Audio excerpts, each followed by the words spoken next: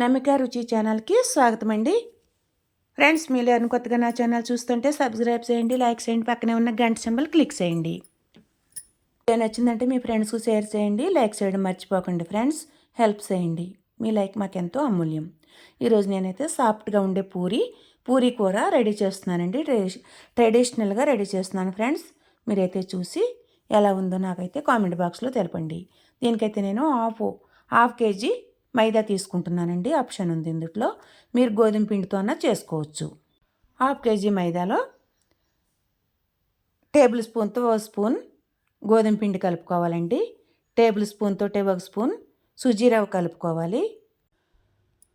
టేస్ట్కి అయితే అందుట్లో ఒక హాఫ్ స్పూన్ అయితే చక్కెర వేసుకోవాలండి. రుచికి చిటికెడు సాల్ట్ వేసుకోవాలి. టేబుల్ స్పూన్తో ఓ స్పూన్ ఆయిల్ వేసుకోవాలి. ఇవన్నీ బాగా పిండికి పట్టించాలండి. మొత్తం చేత్తో పట్టించేసుకోవాలి పిండికి. పూరి అయితే సాఫ్ట్గా రావాలంటే ఇలా కంపల్సరిగా కలుపుకోవాలండి. ఇలా మొత్తం పిండికి పట్టించేసుకోవాలి. పిండికి పట్టించేసుకుని కొద్ది కొద్దిగా వాటర్ పోసుకుంటూ ఇప్పుడు మనం చపాతీ ముద్దలా ప్రిపేర్ చేసుకోవాలి. ఇలా అయితే కలుపుకోవాలండి. కొద్ది కొద్దిగా వాటర్ పోసుకుంటూ కలుపుకోవాలి. సాఫ్ట్గా కలపాలండి. పిండి అయితే సాఫ్ట్గా కలుపుకోవాలి. సాఫ్ట్గా కలుపుకొని మనం పిండి ఎంత బాగా కలుపుతామో పూరి అంత టేస్ట్గా వస్తుందండి. హోటల్ స్టైల్లో అయితే పూరి ఉంటుంది. నూనె ఎక్కువగా పేర్చదండి. నూనె ఎక్కువ పేర్చదు. ఇలా అయితే మనం ఎంత నూనె పోస్తామో అంత నూనె లాస్ట్కి ఉండిపోతుందండి. ఇలా కలిపేసుకుని ఒక బౌల్లో అయితే ముద్ద పెట్టేసుకుని మూత పెట్టేసి పక్కన పెట్టేసుకోవాలి. హాఫ్ అన్ అవర్ అయితే పక్కన పెట్టుకోవాలి. ఇది పక్కన పెట్టుకుని కూరకైతే ప్రిపేర్ చేద్దాము. పూరీ కూర ఆయిల్ పోసుకుని టేబుల్ స్పూన్తో ఒక స్పూన్ ఆయిల్ పోసుకోవాలి. అందుట్లో స్పూన్ ఆవాలు వేసుకోవాలి.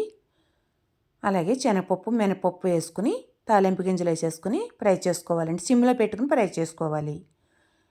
అలాగే ఎండుమిర్చి ముక్కలు వేసుకోవాలండి. ఎండుమిర్చి కూడా ముక్కలుగా తుంచి వేసుకోవాలి. వేసుకొని ఫ్రై చేసుకోవాలి. సిమ్లో పెట్టుకుని ఫ్రై చేసుకోవాలండి. మనం తాలింపు ఎప్పుడు పెట్టినా కానీ సిమ్లో పెట్టుకుంటేనే బాగా పప్పులు బాగా వేగుతాయి. లోపలికంట వేగాలంటే సిమ్లో పెట్టుకుని ఫ్రై చేసుకోవాలి. ఇప్పుడు ఇందుట్లోనే ఉల్లిపాయ ముక్కలు వేసుకోవాలండి. సన్నగా తరిగిన ఉల్లిపాయ ముక్కలు వేసుకోవాలి. ఈ కర్రీకి అయితే ఉల్లిపాయ ముక్కలు సన్నగా తరగాలి. పచ్చిమిర్చి కూడా సన్నగా తరిగి వేసుకోవాలండి. మన కారానికి తగ్గట్టుగా వేసుకోవాలి పచ్చిమిర్చి. ఇప్పుడు కరివేపాకు వేసుకోవాలండి. వేసుకొని బాగా ఫ్రై చేసుకోవాలి. గోల్డెన్ కలర్ వచ్చేంత వరకు ఫ్రై చేయాలండి. ఉల్లిపాయ ముక్కలు అయితే సాఫ్ట్గా వేగాలి. అందుట్లో కప్పు టమాటో ముక్కలు కూడా సన్నగా తరిగేసుకోవాలండి. సన్నగా తరిగేసుకుని అవి కూడా మెత్తగా సాఫ్ట్గా అయ్యేంత వరకు ఫ్రై చేసుకోవాలి. టమాటో ముక్కలు కూడా సాఫ్ట్గా అవ్వాలండి. ఈ కూర అయితే పూరీ కంటే అదురుతుందండి. చాలా బాగుంటుంది. కొద్దిగా కొత్తిమీర ఫ్లేవర్ కోసం అయితే కొత్తిమీర వేసుకోవాలి. అందుట్లో హాఫ్ కప్పు పిండికి 2 కప్పులన్నర వాటర్ వేస్తానండి నేను. హాఫ్ కప్పు పిండి అండి. పూరీ పిండి హాఫ్ కప్పు పిండి పూరీ కూరకండి.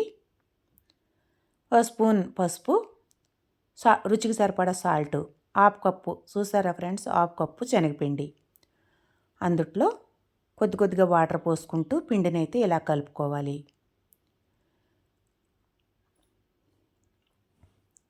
ఒక్కింటికి 5 వంతులు నీళ్ళు పోసుకోవాలండి. నేను హాఫ్ కప్పు వేసాను కాబట్టి 2 కప్పులన్నర వాటర్ పోసాను. ఇలా పిండిని ఒక చేతితో పట్టుకుని కొద్ది కొద్దిగా పోసుకుంటూ కలపాలండి. ఒకసారి పోసేస్తే ఉండలు కట్టేస్తుంది. అలాగే పొడిపిండి కూడా వేయకూడదండి. కూరలో పొడిపిండి వేస్తే ఉండలు కట్టేస్తుంది కాబట్టి వాటర్లో కలుపుకునే వేసుకోవాలి.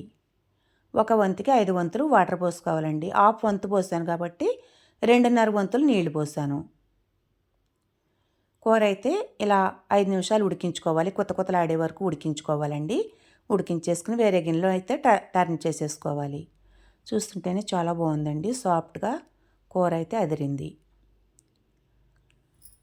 చూడడానికి నోరూరుతుందండి. అంత బాగుంది కూర అయితే. ఇలా ఉండాలండి. పూరీలో నంచుకోవడానికి బాగుంటుంది.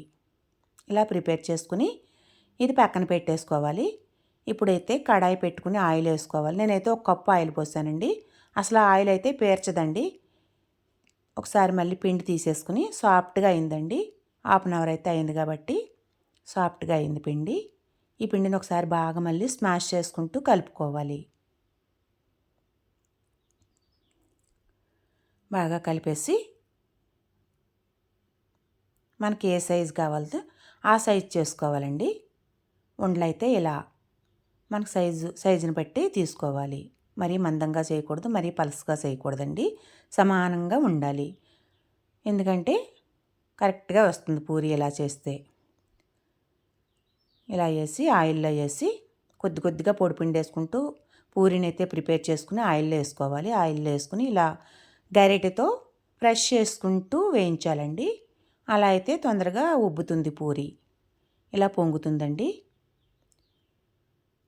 గరిటెతో ప్రెస్ చేస్తేనే పొంగుతుంది పూరి.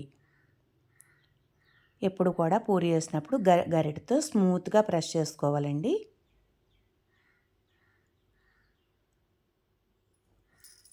ఆయిల్ కూడా చాలా తక్కువ పీలుస్తుందండి.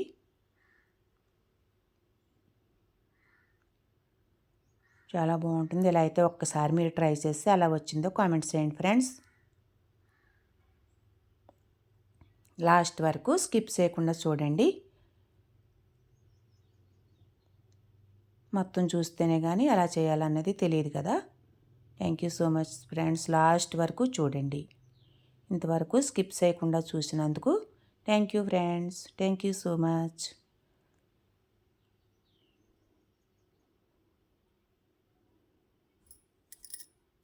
లైక్ చేయడం అయితే మర్చిపోకండి. మీ లైక్ మాకెంతో అమూల్యం.